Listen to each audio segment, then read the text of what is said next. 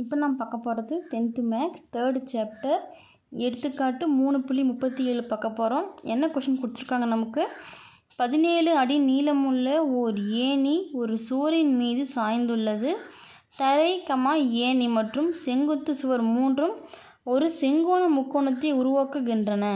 சுவரின் அடியிலிருந்து ஏணியின் அடிமுனை வரை உள்ள தூரம் ஏணியின் மேல்முனை சுவரை தொடும் உயரத்தை விட 7 அடி குறைவு எனில் சுவரின் உயரம் காண்க.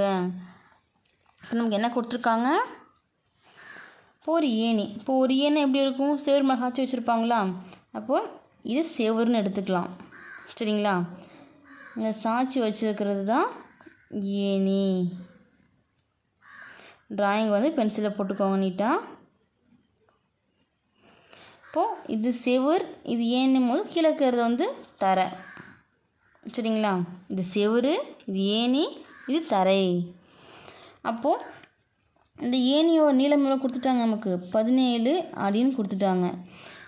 இப்போ தரையும் ஏணியும் இந்த செங்குத்தாக்கிற சுவரும் சேர்றத செங்கோண முக்கோணத்தை உருவாக்குகின்றன்னு கொஷனில் கொடுத்துருக்காங்க. இப்போ செங்கோண முக்கோணம் நமக்கு 90 டிகிரி. இப்போ என்னவா இருக்கும், இது ஏ, இது பி, இது சி. செங்கோண முக்கோணம்னாவே என்ன பண்ணுவோம், நம்ம பித்தகோரஸ் தேற்றம் பயன்படுத்துவோம். ஸோ நமக்கு சம் பூரா ஈஸியாக இருக்கும்.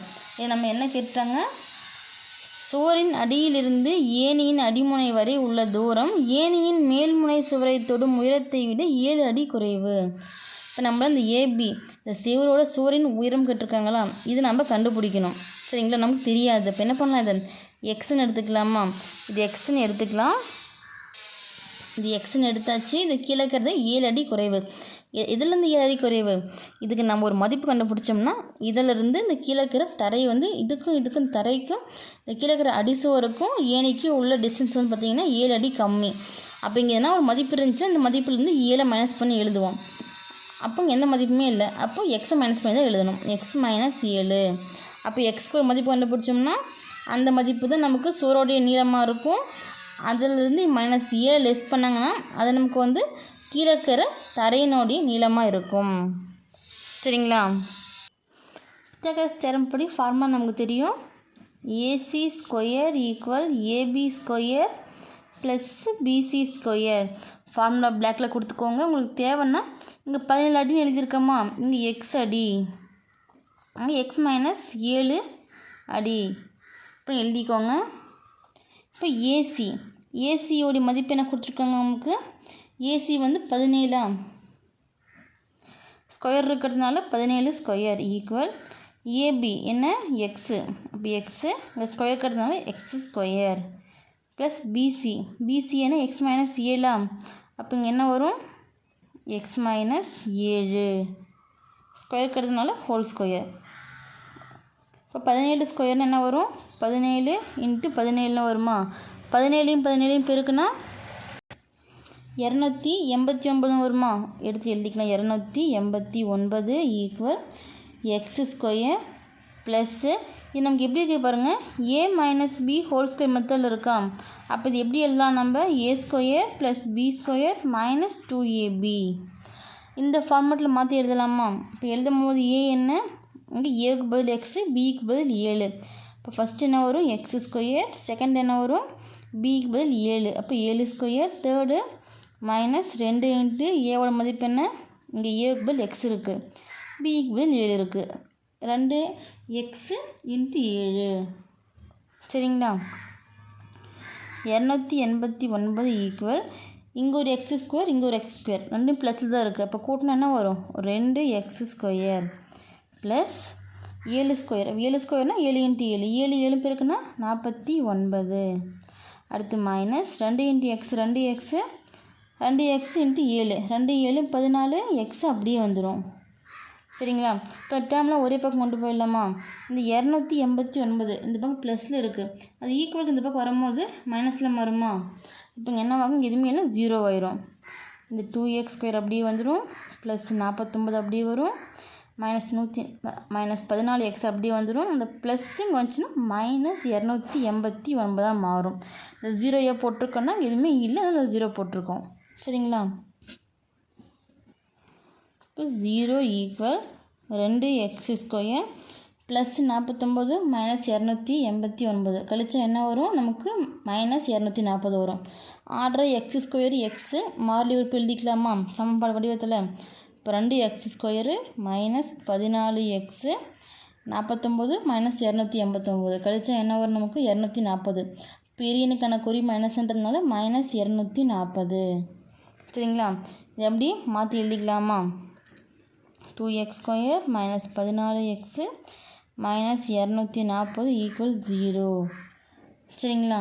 இது முடிஞ்ச அளவுக்கு சுருக்கிக்கலாம்.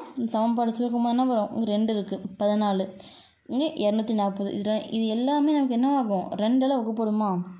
அப்போது 2ஆல் இருபுறமும் வகுக்க. அப்போ என்ன வரும்? 2x² divide by 2 minus 14x divide by 2 minus 240 divide by 2 equal 0. சரிங்களா? பெருக்கலுக்கு 2 வகுத்தலுக்கு 2 கேன்சல் ஆகிடும். பெருக்கலுக்கு 14 இருக்குது, வகுத்தல் 2 இருக்குது. இப்போ என்ன பண்ணலாம்? 1 2 7 2 14. அடுத்து பாருங்க 1 2 1 2 2 4 0 அப்படியே வந்துடும். அப்போ எடுத்து நம்ம என்ன வரும்? x² minus 7x minus 120 equal 0. இப்போ நமக்கு காரணி மெத்தடில் வந்துடுச்சு. காரணிப்படுத்தலாமா? இங்கே எதுவுமே இல்லை, 1க்கு தான் அர்த்தம். 1 × 120 120 மைனஸ் இருக்கிறதுனால மைனஸ் 120. இங்கே எனக்குது மைனஸ் 7. இந்த குறி முக்கியம். மைனஸாக ப்ளஸ்ன்னு பார்த்து எடுத்து எழுதிக்கோங்க. மைனஸ் 7. இப்போ பெருக்குனா 120 வரணும், கூட்டினாலும் கழிச்சாலும் மைனஸ் 7 வரணும். என்ன பண்ணலாம்? 15 × 8 15 8 பெருக்குனா நமக்கு 120 கிடைக்கும். சரிங்களா? அப்போது இங்கேயும் மைனஸ் இருக்குது, இங்கேயும் மைனஸ் இருக்குது. அப்போ என்ன பண்ணலாம்? பீரியனுக்கு மைனஸ் போட்டுடலாம். Minus 15 × plus 8 plus into minus minus 15 × 8 120 minus 15 plus 8 கழிச்சா என்ன வரும்? 7. பெரியனுக்கான குறி மைனஸ்ன்றதுனால மைனஸ் 7. சரிங்களா? எதுவுமே இல்லை, 1. அப்போ என்ன பண்ணலாம்? இங்கே ஒரு எக்ஸு, இங்கே ஒரு எக்ஸ், 2 உறுப்புக்கும் மாற்றி எக்ஸை இங்கே 1 இங்கே 1. சரிங்களா? நம்பர் இருந்தால் நம்பர் கொண்டு வகுக்கல, இங்கே 1 தான் இருக்குது. அப்போது எக்ஸு மைனஸ் 15 அப்படியே வந்துடும். அந்த அடுத்து எக்ஸு ப்ளஸ் 8 ஈக்குவல் 0. இந்த 0 ரெண்டு சமப்படுத்துவோமா? அப்போ என்ன ஒரு எக்ஸு மைனஸ் 15 ஈக்குவல் 0 கம்மா எக்ஸு ப்ளஸ் 8 ஈக்குவல் 0. இப்போ எக்ஸு மட்டும் தான் நமக்கு வேணும். இங்கே மைனஸ் 15 ஈக்குவல் கண்டிப்பாக வரும்போது ப்ளஸ் 15 மாறுமா? மதிப்பு பிளாக்கில் கொடுத்துக்கோங்க. இங்கே ப்ளஸ் 8 ஈக்குவல் கண்டிப்பாக வரும்போது மைனஸ் 8 மாறுமா? மைனஸ் 8 மதிப்பை பிளாக்கில் கொடுங்க. இப்போ நமக்கு சுவரோடைய உயரம் கேட்டிருக்காங்கல்ல, நமக்கு மைனஸில் வராது வேல்யூ. அப்போது இந்த மைனஸ் 8ன்றது பார்த்திங்கன்னா ஏற்புடையது அல்ல. இது சைடில் பென்சில் எழுதிக்கோங்க. இப்போ ஏற்புடையது அல்ல அப்படின்னும் போது அப்போது சுவரின் உயரம் எவ்வளவா நமக்கு இருக்கும்? 15 அடி.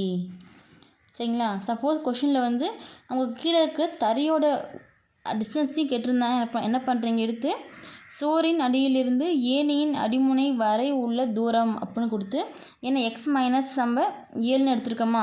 அப்போ இங்கே எக்ஸோட மதிப்பு என்ன பிடிச்சிருக்கோம்? 15. அப்போ 15 மைனஸ் 7 கிடைச்சா நமக்கு என்ன வரும்? 8. சரிங்களா? சப்போஸ் இது கேட்டால் எழுதுங்க, இல்லை தேவை கிடையாது. இதோடு நீங்கள் நிறுத்திக்கலாம்.